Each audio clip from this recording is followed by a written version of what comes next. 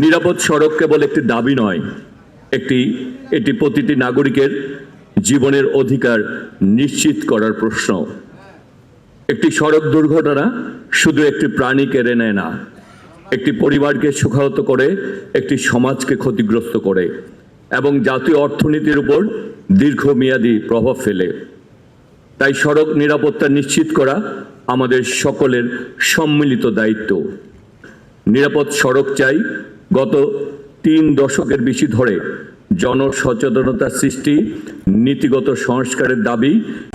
এভাবেই কোটি কোটি মানুষের ঘরে দেশ জুড়ে ফ্রিজ একটাই, ওয়ালটন।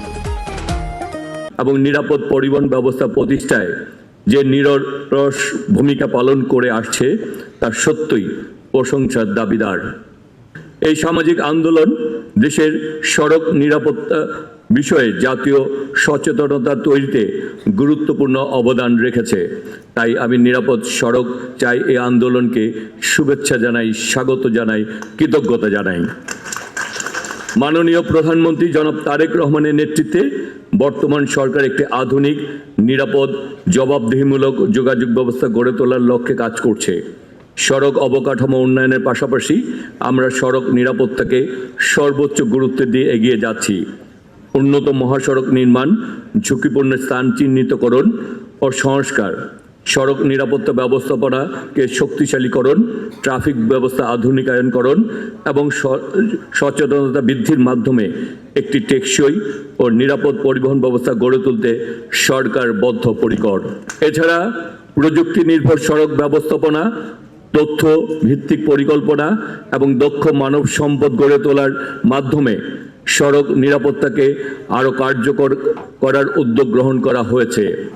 সড়ক নির্মাণ, যানবাহনের ফিটনেস, চালকদের প্রশিক্ষণ ও পথচারী বান্ধব অবকাঠামো এবং দুর্ঘটনা পরবর্তী জরুরি সেবা সক্ষমতা বৃদ্ধি, প্রতিটি ক্ষেত্রেই সমন্বিত ও দীর্ঘমেয়াদী পরিকল্পনা বাস্তবায়নে সরকার অঙ্গীকারবদ্ধ।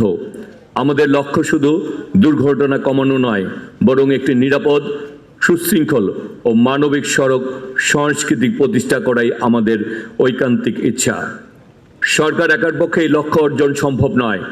আইন প্রয়োগকারী সংস্থা, পরিবহন মালিক, শ্রমিক, প্রকৌশলী, শিক্ষা প্রতিষ্ঠান, গণমাধ্যম, সামাজিক সংগঠন এবং সর্বোপরি সাধারণ জনগণের সবার সম্মিলিত অংশগ্রহণ ছাড়া নিরাপদ সড়ক প্রতিষ্ঠা সম্ভব নয়।